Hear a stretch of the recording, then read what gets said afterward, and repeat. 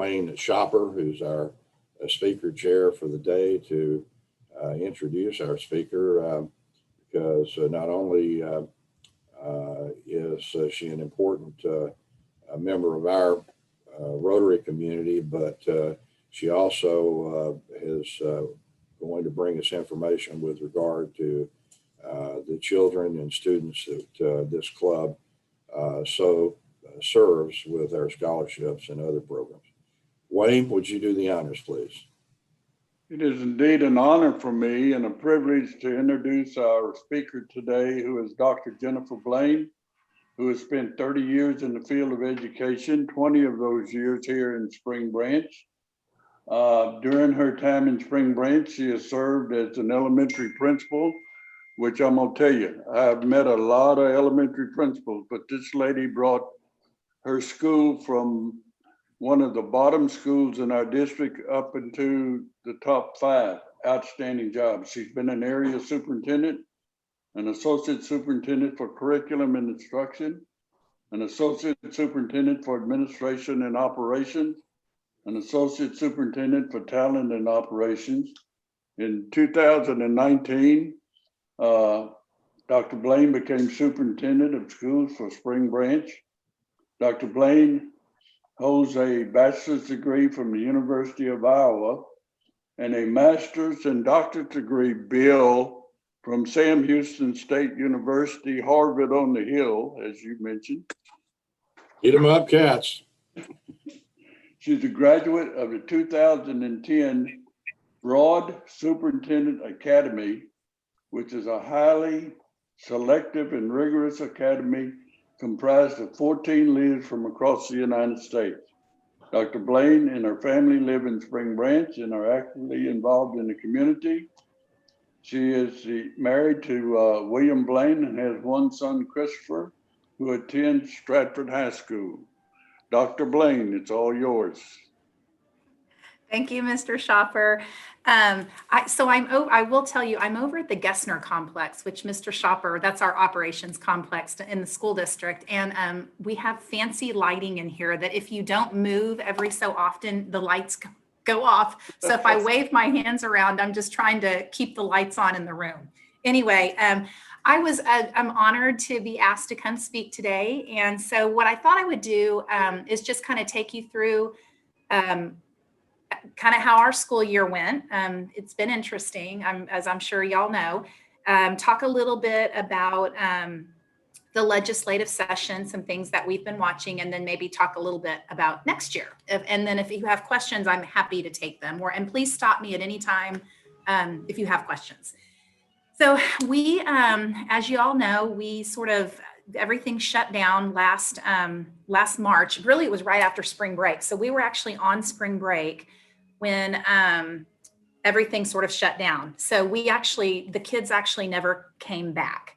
So our kids were out of school. We provided online learning like every other school district. We did the best we can. I think our teachers did a great job, but certainly we had to turn everything on a dime. So wasn't the quality we would have had on a regular basis, but kids did a great job. Teachers did a great job.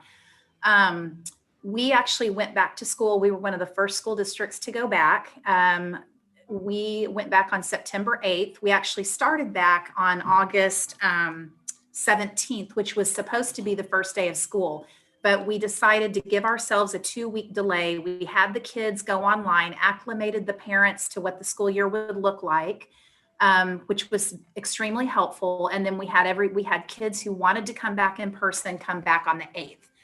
We started on September 8th with approximately 51% of our kids chose to come back to school in person, and the remaining half chose to stay online. It was a difficult summer, I will not lie. I'm looking forward to a more normal summer. As y'all probably know, with maybe your place of employment, people are just really divided. We're really divided on the issue of COVID. Some people don't believe COVID is a thing. Other people do. There's everything in the middle. Then, of course, you have the great mask debate.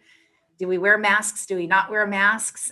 Do we get vaccinated? Do we not get vaccinated? So we dealt with all of that controversy, just like every other school district and probably every other business did.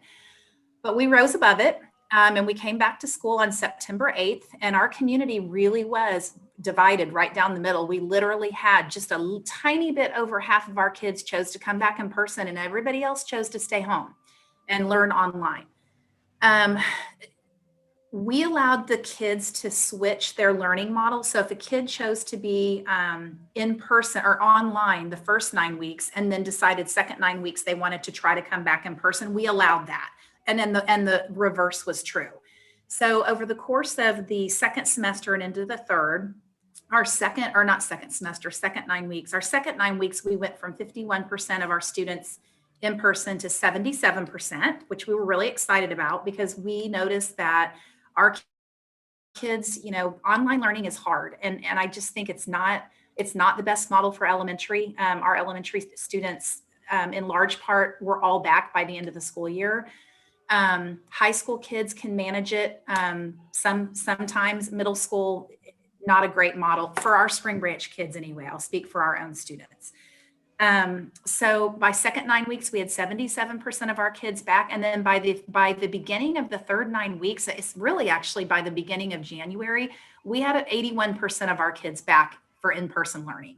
So we were happy about that. We just feel like the kids do better when they're in person with their teacher, where we can provide them not only with the academic support, but with the social and emotional supports that we know kids need. I mean, I have a high schooler and, online learning was tough for us.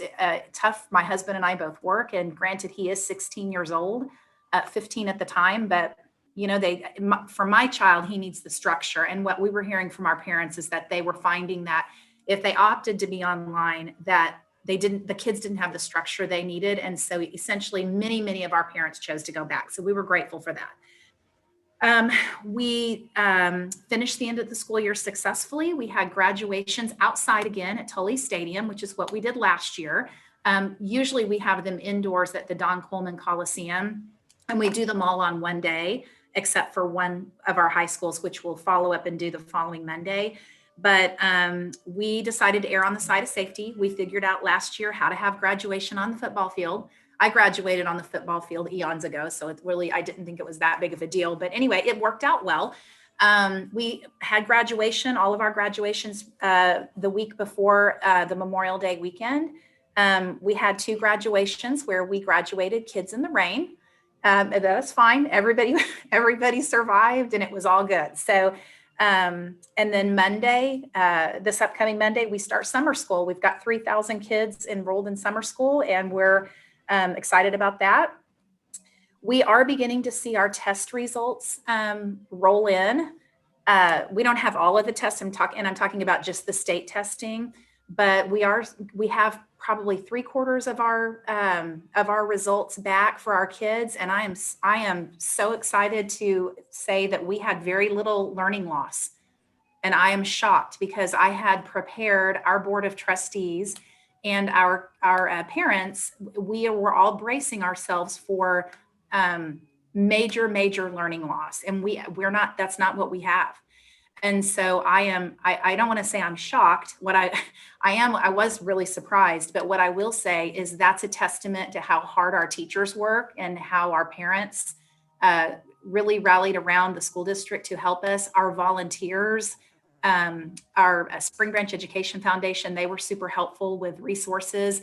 So I think, and we were able to get our kids back in person. By the end of the first 9 weeks, we had 77% of our kids back, and we saw a huge difference in academic achievement at that point. So although we are seeing learning loss, I won't say that we don't have any. It's really not what we thought it was going to be, a couple of percentage points as compared to 2019, which was the last time the kids tested because they didn't test last year. So that's sort of a recap of the school year. This year we were in a legislative session. And so we were watching several things. Really, the 2 main things we were watching were the virtual education bill. We were also watching, the budget. So we were very, very grateful that our legislators decided to hold us harmless for the money that we would have been missing due to a drop in enrollment. So for those of you that understand school finance, Mr. Schaper, this will resonate with you. Vanu, you'll understand this. We were down about 2,400 kids, which was about 5% of our population, and that was true across the state. And so in Spring Branch, you know, when we're down enrollment, that impacts the money that you get from the state. The problem is in Spring Branch, though, not only do we get a hit in our budget with the kids and the enrollment, but we also, our recapture payments, because we're considered property wealthy, go up. And so we get a double hit. So when the legislators voted to hold school districts harmless, made that decision, we could not have been hold harmless, meaning we didn't take a hit this year for our funding. And we were very, very grateful for that. And so that was a huge celebration. This upcoming school year, we're receiving federal dollars in the form of, it's called ESSER. It's an acronym. But the federal dollars are flowing through to the school districts. You've probably heard about that on the news. The ESSER $1 came in last year, and that was more of a supplant to our budget, meaning we really didn't gain anything from it. But the ESSER $3, there's 3 pots of money. We've received the first pot. The second pot of money, we're not sure exactly what that's going to look like, but the third pot of money, which is called ESSER 3, Spring Branch will be receiving $86 million over the course of 3 years. And so it's one-time money, but it's money designed to help get kids back in school if you're in a situation where your kids didn't come back. And it's also money designed to address learning loss and safety. And so we're very grateful for that. And so we've begun planning for what we will be spending those monies on. And again, it's one-time money. So, and it has to be spent, I believe, September of 2024 is the deadline for that. So that was a celebration. We were excited about that. And then many school districts were also looking at continuing to provide virtual education next year. And we were told that we needed to plan for that. So we were planning for that, but there was a bill in the legislature that was to address virtual learning and allow school districts to do it. So right now, school districts under current law are not allowed to provide virtual learning and receive full funding for the kids. There's only 8 providers that are allowed to do that in the state. So school districts were hopeful that legislation would pass. There was actually a House Bill 1468, that addressed virtual learning, that would have allowed school districts to provide virtual learning. That bill did not pass. And so school districts are not allowed to provide virtual learning. For Spring Branch, it wasn't really a big deal, honestly. Our parents really want to be, and our kids really are choosing to be in school. When we surveyed our families and wondered how many of them might be interested in virtual learning, we really didn't have that great of a response, maybe a couple hundred kids. So I'm not sure we would have done it anyway, but we were prepared to, should we need to, but that's not going to be something that we're going to be doing. So thinking about next school year, in the school district, the summer's in school district business for central office folks, the summer is the busiest time. And so we are preparing right now for the beginning of next school year, and we're preparing to go back just as normal as we can, given whatever, I don't know what restrictions will be in place from the state. I'm hoping not, but we are preparing to go back with everybody in person and provide as normal of a school year as we're allowed to provide. So those are the plans for next year. And then one quick thing, I want to kind of segue away from the academic piece and talk about our 2017 bond program. If you're in Spring Branch and you're driving around, I would encourage you to take note of all the exciting bond projects. Our community passed a bond. Our school board put a bond election out to our community in 2017 for $898 million. It's a lot of money. And that was for us to rebuild the remainder of our elementary campuses and do renovations at all of our other campuses. And so if you were to drive around Spring Branch right now, you would see a gorgeous new Hunters Creek Elementary. So if you're over in the Villages, I'd encourage you to go look over there. If you are on the north side of the freeway and you have an see, there goes my light again. Oh, sorry. There it goes. You'd have to, if you go and drive over by Landrum Middle School, which I would encourage you to do. There, we have rebuilt a gorgeous new Landrum Middle School. It's the first ever 3-story middle school, and actually the gyms are on the 2nd floor. It is the most incredible design. So I would encourage you to go drive by there. It's beautiful. We have put in turf fields at all of our 4 comprehensive high schools. So our coaches and our band directors are happy about that. We have a beautiful new auditorium that is going up at Stratford High School. So if you're driving by Stratford High School, you'll see that it is. I would encourage you to go to our website. That one's kind of halfway done, and look at the videos of all these bond projects and what they look like. And then if you were to drive by Northbrook High School, you would see that we're completely changing the front of the school. They're getting an addition, an 8 classroom wing addition, along with a new weight room and a variety of other upgrades.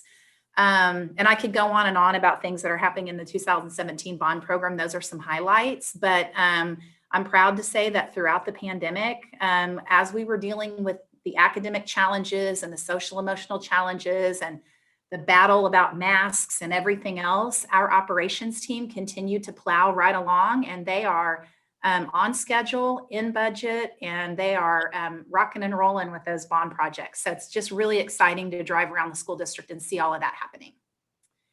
And I think, Mr. Schaper, those are the highlights. I am happy to take questions if anybody has any. You left out one school, and that's Memorial High School, who has 4 Oh gosh, schools. Memorial. I'm sorry. Yes, and if you, yes, Behind Memorial. Dr. Haglin's office.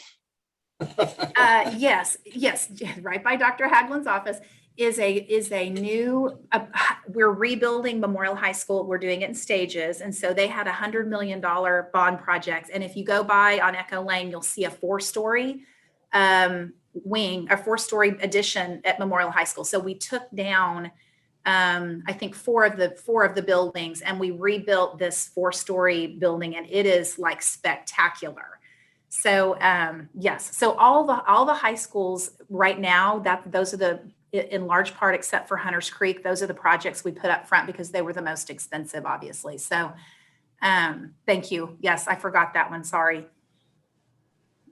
It's okay. And I'm happy to take questions. I'm sure we have some. David Cornell. Hey, Jennifer, it's less of a question, more of a comment. I just wanted to say that Ray Morris Barnes and Principal Rotana, excellent job this last year. I mean, Oh, thank you. tough year. I mean, it's been a tough year. They really helped our family out through some stuff, and it's just been an amazing year. Thank you very much. I appreciate it. They're great. They're wonderful. Okay, we have some other questions, I'm sure. Vanu? Hey, Jennifer, good to see you. Hey, when does the new Hunters Creek open? You probably said it, I missed it. No, I didn't. So actually, Vanu, we're moving them. Actually, it happened last weekend. They were at the transition campus, at the South Transition. And so they're now the teachers are all moved from the transition back to the new campus. And it opens, I mean, the kids will start there in the fall. Okay. Okay. Mm-hmm. Are you going to do a grand opening? Oh yeah. Yes. Yeah. Okay. Yes. I want to see it. When and I can let y'all know when that's happening. Well, please, that'd be great. Hey, we could do a Rotary remote meeting over there, like we did once at Prospect. Yeah, that'd be great. Dr. That's a Hagland? great idea. Yeah. If I'm not mistaken, I think at grand opening, according to Linda, is going to be like September the 9th. That Okay. sounds right. It's in September sometime, I think. Right. But yeah, absolutely. That'd be great to do a meeting over there. It's beautiful. Bill Hagland had a question? I couldn't let this opportunity go by without harassing you. So I noticed that they've got the whole parking lot cordoned off at Memorial. Are they going to tear down some more buildings, or what are they doing there? The whole parking lot's fenced, No, greened off with green anything. material. You know what? I can't remember why that, because I drove by Wayne there the seems other to day and I know. know it's. Wayne seems to know everything. So Wayne, do you? I can't remember what they're not taking anything down, but I don't remember what they're doing. If I'm not mistaken, Jennifer, I think they're going to eventually take down the aqua wing, and the green wing will have to go also in order for the kids to be able to get to the new building. Yeah, And that's so they're working on that now, taking the air conditioners out. And they're moving the teachers in today, as a matter of fact, into the new building. And one thing that is going to be great is that we can be able to feed every student at Memorial in the cafeteria on the bottom floor of the new wing. Wow. I say wing, new building, which is 4 stories tall. Okay, great. That's a magnificent looking building, I'll tell you what. yeah, it's pretty. Another real quick, are sports going to be back on schedule? Absolutely. That is, our plan is to have everything back on schedule unless we're told we can't do something by TEA or the state, which I don't anticipate will happen. Everything's going to be as planned. Mark Harrington, did you have a question? Yeah, guys, one, thanks so much for the presentation. Wonderful presentation. I kind of a general question from your view at SBID about disruptions in school and children's conduct. Has there, among the students who went to school, how was any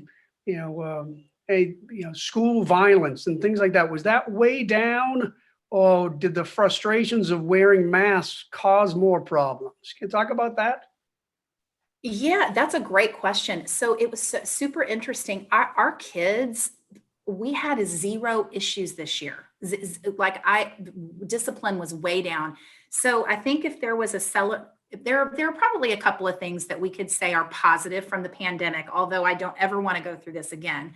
And one of them is that I do think our kids realize that they don't want to be at home. I mean, being at home for a couple weeks was fun, but then it got old. Our kids wanted back in school. And so what we saw was a drastic decline in discipline. We really didn't have many problems at all. Our kids were very well behaved. We had 0 issues with the kids with masks. The mask issues were really the parents had mask issues. Our employees did not have mask issues, and our kids, we did not have. I think we only had one student all year that we had to address masks. So no, we didn't see that. We kept waiting for the other shoe to drop, because we wondered whether we would, but we didn't. I mean, I am so proud of our kids, and our adults. I mean, they just really, they were appreciative to be back in school. That's what we were hearing from them. Excellent. Keely, you had a question? Yes. I'm not really sure how to phrase it, but I mean, you hear on the news every day about critical race theory and elementary schools and school boards and what's going on. Has it affected Spring Branch at all? That's another great question, actually. There's a House Bill 3979 that's sitting on the governor's desk to be signed now that addresses some of that.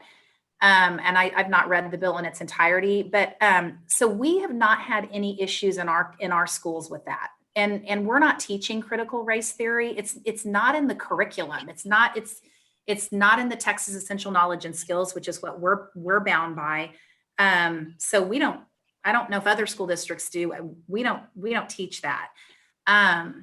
But we've not had issues in our campuses. But Sheila, what I will say is that we do have a group of parents that are very, how do I want to say, they're very concerned. It's not a large group of parents, but we do have a group of parents that we've really had to have conversations with, because they are very fearful that the school district is going to try to teach some of those concepts, but we're not. So we haven't had issues with the kids. We haven't had issues within the 4 walls of our school, but we have had some members of our community that are quite worked up about the notion of critical race theory, Black Lives Matter. I mean, all those topics that we hear about that are very controversial, but we're not teaching in Spring Branch anyway. We're not teaching any of that. Don't plan to teach any of that. It's not in the curriculum. So, Well, what we stick, yeah. So I will say what we stick to, though. I don't want to say that we don't care about, diversity, but what we stick to, I mean, what we tell people is what we teach is our core values. So every child, collaborative spirit, collective greatness, moral compass, limitless curiosity. So we have 5 core values that we are grounded in everything we do. And so that's how we teach. We teach, that's the profile of what we teach for our kids. So we don't need to be bothered with critical race theory and all that stuff. We're not teaching it. But that's a really good question, because that is a controversial topic amongst parents. Jennifer, explain to us T24. A lot of us don't understand it, even though I'm the one that put it in. T24 is the district's goal. And what it means is that we want all of our students to be prepared when they graduate Spring Branch to achieve either a technical certification, go to military training, a 2-year or a 4-year degree. And we don't want to ever have a kid's choices limited. So what we say is when our kids cross the stage, we want them to have choices, and we want them to have choices to achieve any of those 4 things. And some of them will choose to go into the world of work first, and that's fine too, but we want them to be prepared. And then also we say that our job isn't done when they cross the stage. We continue to monitor our students, provide resources if they reach out to us, and make sure whatever they choose, that they stay committed to it, and we help them along the way. Are we adding any CTE units into our curriculum this coming school year? CTE, we need to explain, is career technical education. We actually have a CTE facilities task force working right now. They had their first meeting a couple weeks ago. And yes, we've revamped the entire CTE curriculum to align pathways. And we have done a ton of work around CTE. So where we are now is we have a group of parents, business partners, kids, teachers, administrators, a large group. It's about 80 people that are working right now collaboratively to figure out, in terms of our facilities, what needs to happen in terms of construction or renovation of facilities to ensure that we can deliver on that programming. And a program which these kids can go into an internship or following mentor type program. Yes. Where kids can learn different trades or different businesses, from doctors to lawyers to construction to whatever. Keely, you had may I call on you to?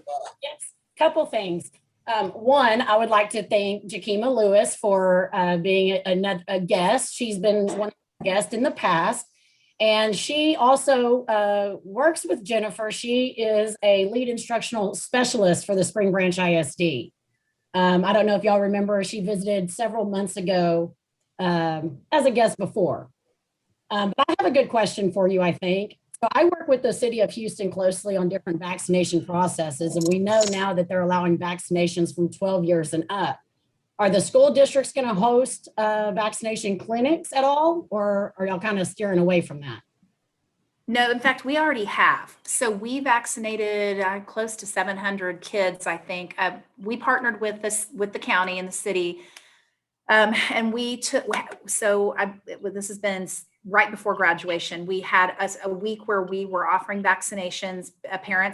Kids could sign up for them at all 4 comprehensive high school, at all 5 high schools, and they could get vaccinated on site during the school day if they chose to. It was just, we weren't, it was really just an opportunity, but our parents were asking for it. So we did that. And then the following week we shifted to middle schools. And so we offered the vaccine opportunity at all of our middle schools. And we, like I said, we had close to 700 kids, I do believe, that took the opportunity to do round 1. And then we'll go back and we're offering round 2.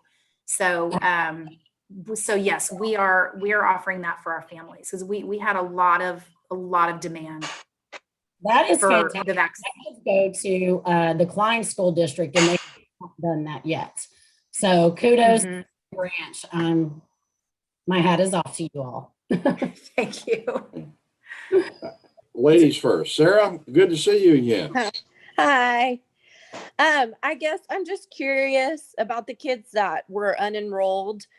I mean, did parents just decide they could teach their kids all of a sudden, or do you think they were moving like out to the suburbs or changing? Are y'all able to see if they just transfer school districts or go to a private school or leave the state? Yes, that's a great question. So we had 2,400 kids that didn't show up. A third of those were pre-K. So then that was true around the state of Texas. The pre-K was really where the biggest enrollment drop was. But I had a team of about 4 people in the administration building, and we called every single family and tracked down. We were able to track down 97% of the 2,400 kids that didn't return. And so we know where they all went. So in large part, for your little kids, for the pre-K kids, the parents, they were there. They're there in they're just, pre-K is not mandatory. And so they just didn't enroll them. They were scared.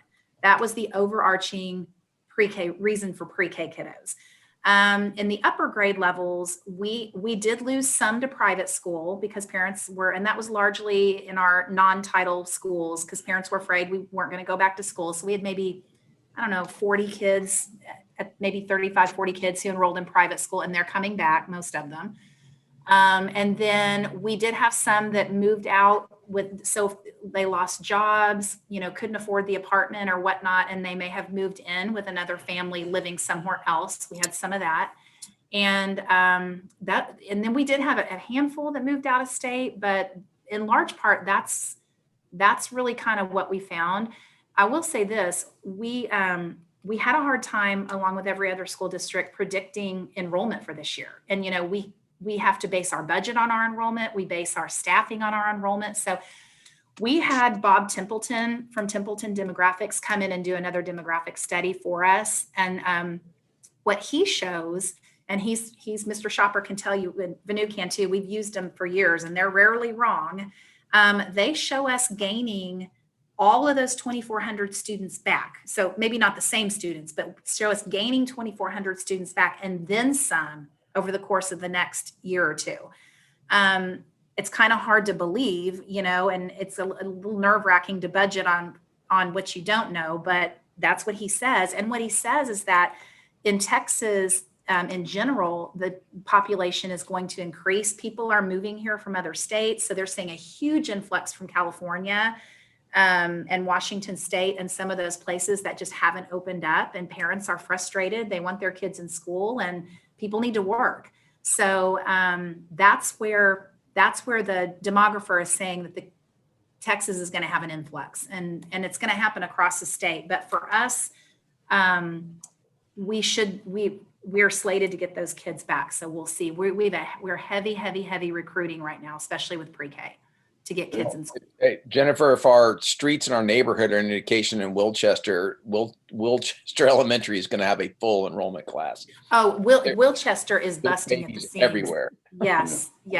Well, one follow-up question with that, the teachers that maybe were overwhelmed with online teaching and all that, have y'all had to, you said recruiting, did y'all have a lot of earlier retirements than you thought, people that they just didn't want to teach anymore?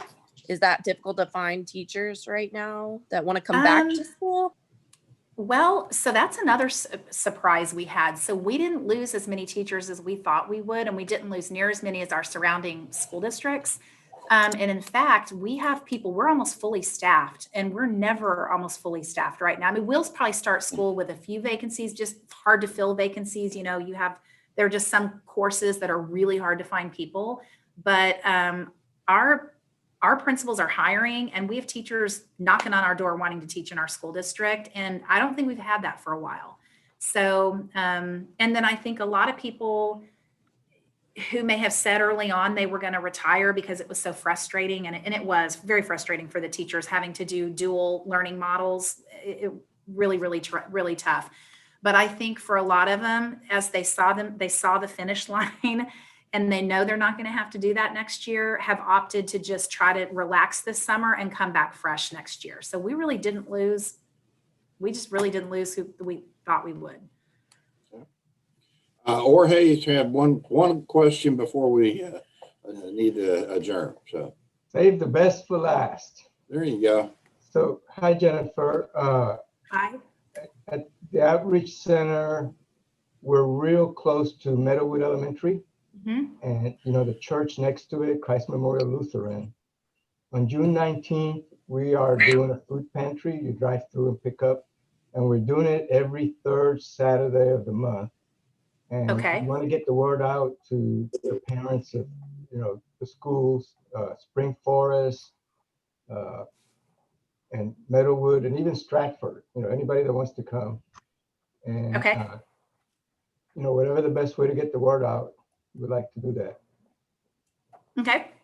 All I right. will, I'll get with Linda Buckman and she can help us get the word out. Great. Thank you. All right. Okay. Well, thank you so I much, have one Doctor. quick question. Oh, okay, Angelica, go ahead. Yeah, I'm sorry it's getting late. Jennifer, I really enjoyed your talk. We have a senior at Memorial High, and he just couldn't wait to get back to school. But my question concerns something else. I have the German Institute here teaching German to adults and children, and we keep in touch with all the teachers. And it seems like Memorial High has a problem keeping their German teacher. Is that district wide? Is it just the school? Are there not enough students, or do you have any information on that? You know what, I don't want to answer. I don't think there was a lot of interest from the students, is what I remember about German, but don't quote me on that. I would have to ask. If I Okay, may well, answer I that was just for- wondering, because we're seeing with alarm that there's less and lesser German being taught. And I just wondered whether you had more insight on this. Thank you very much. You bet. If I add to that, for years, we have always had trouble trying to find and keep German teachers, and I'm going back to the 80s and 90s and beginning of this century. So, and the deal is that students need to want enough. You cannot just hire a German teacher to teach one or two students. You have to fill that class up. All right. All right. Well, Dr. Blaine, thank you so much. And I have to certainly congratulate you on your choice of Sam Houston for your master's and doctorate.